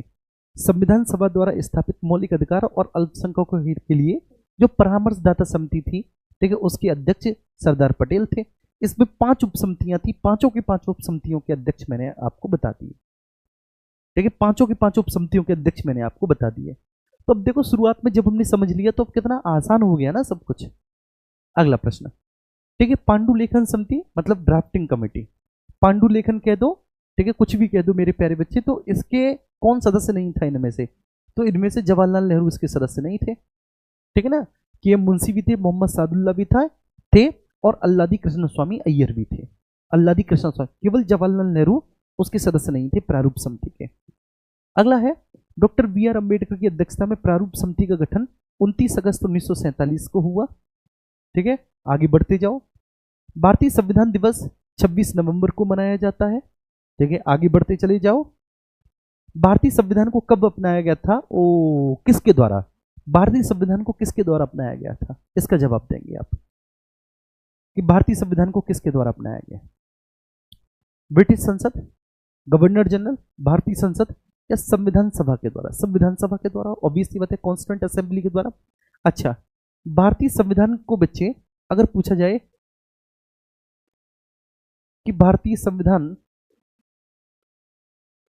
का गठन किसके द्वारा किया गया? गठन, अगर गठन आ जाए तो गठन में आप लिखेंगे ब्रिटिश संसद।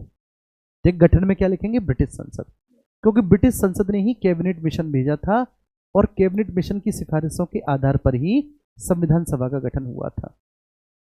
ठीक है ना। तो अब देख लो कितना अच्छा प्रश्न निकल कर आया है, कितना प्यारा प्रश्न निकल कर आया है। ये भी अच्छी बात है कि लगे हाथ हमने इस प्रश्न को डिस्कस कर लिया कि संविधान सभा का गठन पूछा गया तो गठन कैबिनेट मिशन के द्वारा हुआ है। संविधान सभा का गठन, कैबिनेट मिशन 24 मार्च 1946 को दिल्ली पहुंचा, 1946 को पहुंचा और 16 मई को प्रस्तुत किया गया। 1946 को ये प्रस्तुत किया गया कि ये है क्या। इसकी जो भी शर्तें हैं मैंने आपको बता दी कि वही 10 लाख की जनसंख्या पर एक प्रतिनिधि का चुनाव किया जाएगा। देसी रियासतों से टोटल 93 सदस्य होंगे जो मनोनीत होंगे, और ब्रिटिश भारत के प्रांतों से 296 जिनका वर्गीकरण 2 आधारों पर होगा, 292 और 4, 292, 11 गवर्नर के प्रांतों से और 4 चीफ कमिश्नर वाले प्रांतों से आएंगे। ठीक है जी। सांप्रदायिक निर्वाचन को स्वीकार किया गया और जो मुस्लिम लीग लगातार पृथक पाकिस्तान की मांग को, ठीक है, बोल रही थी, उस पृथक पाकिस्तान की मांग को अस्वीकार कर दिया गया। ठीक है, ये कहानी थी। कैबिनेट मिशन के अध्यक्ष पैथिक लॉरेंस थे। कैबिनेट मिशन के जो अध्यक्ष थे, कैबिनेट मिशन के अध्यक्ष पैथिक लॉरेंस थे, पैथिक लॉरेंस। और अन्य जो सदस्य थे, अन्य सदस्यों में एवी अलेक्जेंडर, एवी अलेक्जेंडर और स्टेफर्ड क्रिप्स। जो क्रिप्स मिशन वाला स्टेफर्ड क्रिप्स है ना, वो भी आया था। स्टेफर्ड क्रिप्स वो भी दोबारा भेजा गया।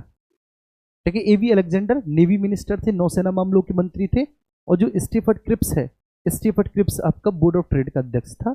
वो बोर्ड ऑफ ट्रेड के अध्यक्ष की हैसियत से आया था। 26 नवंबर 1949 को संविधान सभा के द्वारा अधिनियमित किया गया। ठीक है, अंगीकृत एवं अधिनियमित 26 नवंबर 1949 को हुआ। भैया ये प्रीवियस ईयर के क्वेश्चन है, इसलिए है प्रीवियस ईयर के क्वेश्चन। इसी प्रश्न का मैं इंतजार कर रहा था और इसी प्रश्न के चक्कर में कि भाई बी आर अम्बेडकर साहब का संविधान सभा में निर्वाचन कहां से हुआ था। देखो, सबसे पहले हुआ था बी आर अम्बेडकर साहब का बंगाल के पूर्वी क्षेत्र से निर्वाचन हुआ। बी आर अम्बेडकर साहब का, समझना, पूर्वी क्षेत्र से निर्वाचन हुआ। इसके बाद हुआ क्या कि जब भारतीय स्वतंत्रता अधिनियम 1947 पारित हुआ,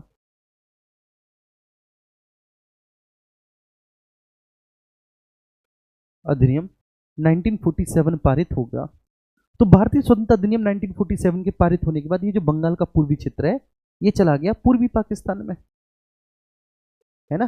क्योंकि आपको भी पता है कि भारतीय स्वतंत्रता अधिनियम के बाद सीटों की संख्या में कमी आई। पहले 389 सीटें थी, 389 सीटों से कितनी हो गई? 299 सीटें रह गई।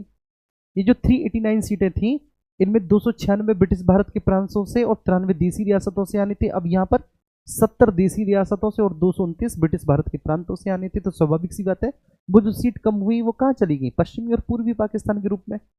तो अब ऐसी स्थिति में अंबेडकर साहब जैसे व्यक्ति को शामिल तो करना था संविधान सभा में, तो फिर क्या हुआ?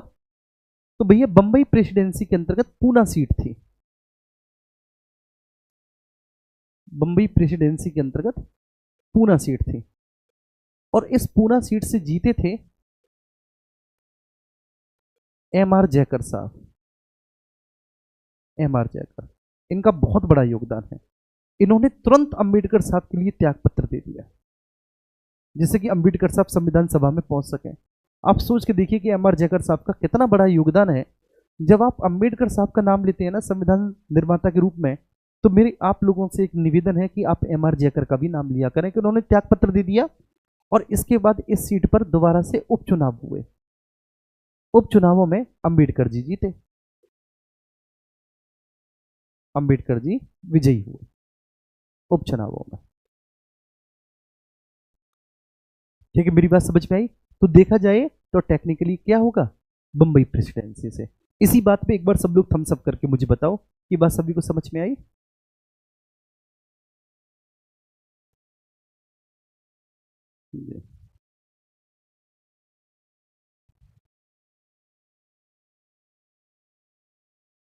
बताओ भाई, फिर अगले प्रश्न पर चले थम्स अप करके। बहुत अच्छे। ठीक है, मैंने पूरा आपको बता दिया। अब किसी भी तरह का कोई कंफ्यूजन नहीं होना चाहिए। कोई भी पूछे कि कहां से आए थे वो जीत कर, तो आप बता देना साहब यहां से आए थे जीत कर, है ना जी। नेक्स्ट, अगला। ठीक है, बी आर अम्बेडकर साहब का जन्म 1891 में हुआ था। ठीक है ना, 14 अप्रैल को महू में हुआ था, महू। ठीक है, 14 अप्रैल को। और 6 दिसंबर को नई दिल्ली में उनका महापरिनिर्वाण हुआ। आइए, तृतीय गोलमेज सम्मेलन के बारे में प्रश्न आपसे पूछा गया है कि जो तृतीय गोलमेज सम्मेलन हुआ था, उसी के विचार विमर्श की परिणति भारत सरकार अधिनियम 1935 के अंतर्गत हुई। जी हाँ, इसी में डिसीजन ले लिया गया था कि 1935 का भारत शासन अधिनियम जो होगा वो एक अखिल भारतीय संघ की स्थापना का प्रावधान करेगा। ठीक है, ये बाकायदा एक लीगल डॉक्यूमेंट होगा। उसमें 14 भाग 321 अनुच्छेद और 10 परिशिष्ट थे। ठीक है, उसमें 10 परिशिष्ट थे या 10 अनुसूचियां थी। परिशिष्ट या अनुसूचियां एक ही बात होती है। तो ये था मेरे प्यारे बच्चे, और इसमें अखिल भारतीय संघ की स्थापना के बारे में बात कही गई थी। और ठीक है, प्रांतों से द्वैध शासन को समाप्त करके केंद्र में द्वैध शासन को स्थापित करने की बात कही गई थी। भारत शासन अधिनियम 1935 ने ब्रिटिश भारत के सूबों और भारतीय रियासतों के एक संघ पर आधारित ऑल इंडिया फेडरेशन के गठन को बंद किया था। जी हाँ, लेकिन वो संघ कभी अस्तित्व में नहीं आ पाया। लेकिन हाँ, ठीक है, ऐसा जरूर प्रस्तावित किया गया था, ऐसा जरूर उपबंध किया गया था। दोनों सही होंगे। संविधान सभा के संबंध में निम्नलिखित में से कौन से कथन सही हैं? ये वयस्क मताधिकार पर आधारित नहीं थी, बिल्कुल सही बात है। प्रत्यक्ष निर्वाचन का परिणाम थी, गलत बात। प्रांतीय विधानसभा के सदस्यों ने वोट दिया था, तो प्रत्यक्ष निर्वाचन तो था नहीं। बहुदलीय संरचना थी मेरे भाई, ठीक है ना, क्यों नहीं थी। और इसने कई समितियों के माध्यम से कार्य किया, बिल्कुल 1 और 4। तो जिसमें ए और डी आपको देखने को मिले, तो option A will be right answer, option A. Next, अगला। निम्नलिखित में से संविधान सभा के बारे में गलत कथन कौन सा है? ये कौन कह रहा है भाई? दबा के दारू पी और तूफान मचा दे।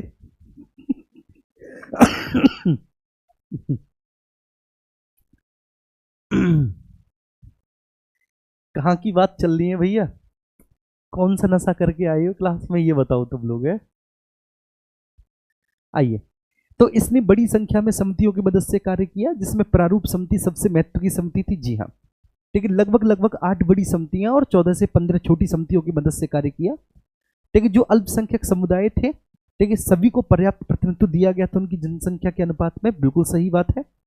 इसका निर्वाचन सार्वभौमिक वयस्क मताधिकार के आधार पर, यही गलत हो गया। और पूछा है कि कौन सा गलत है, तो भैया आज क्या हो रहा है आज की डेट में कि जो गलत है वही सही है।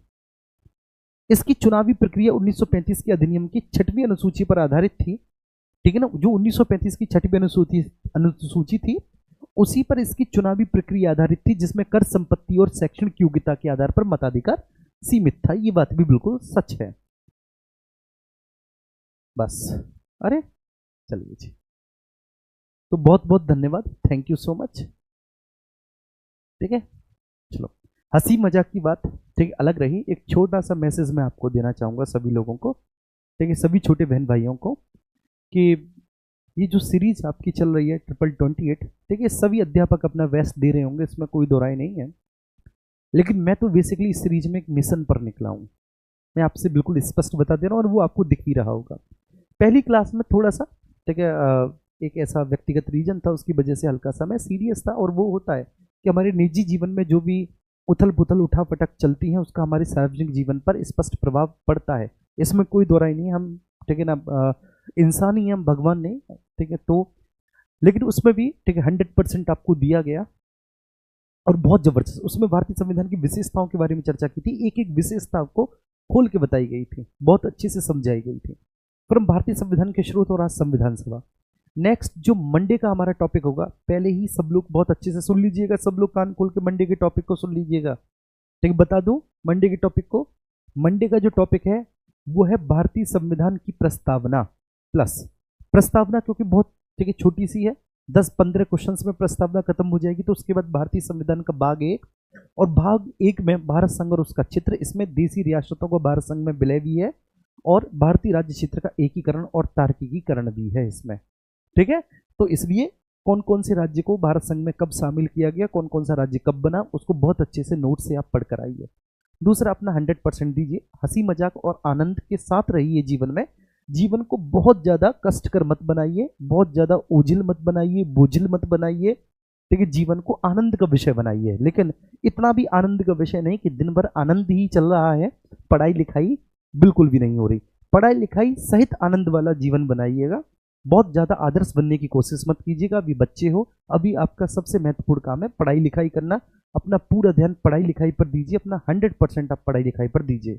बाकी के सारे कार्य जीवन में साथ साथ चलते रहेंगे। ऐसा हो नहीं सकता, आप विश्वास मानिए जी, ऐसा हो नहीं सकता कि आप केवल पढ़ाई करें और कोई दूसरा काम ना करें। जीवन में बाकी के सारे कार्य और भी जरूरी होते हैं। तो बस, ठीक है, इसी छोटे से मैसेज के साथ मैं आप लोगों से विदा लेना चाहूंगा। ठीक है, सब लोग अपना बहुत बहुत ख्याल रखें, बहुत बहुत आशीर्वाद आप सभी को, बहुत बहुत शुभाशीष, आप सफल हो। जल्दी ही मैं आप सभी को इन दोनों आंखों से, अपनी इस तरसती हुई और आप लोगों को निहारती हुई ये जो आंखें हैं, इनको मैं आप, इन आंखों से मैं आपको 4 सितारों में, 2 इधर और 2 इधर और वर्दी में देखना चाहता हूं। तो भैया जल्दी आओ आप लोग, ठीक है, और पूरी जी जान लगा दो अपने। ठीक है, thank you so much, thank you.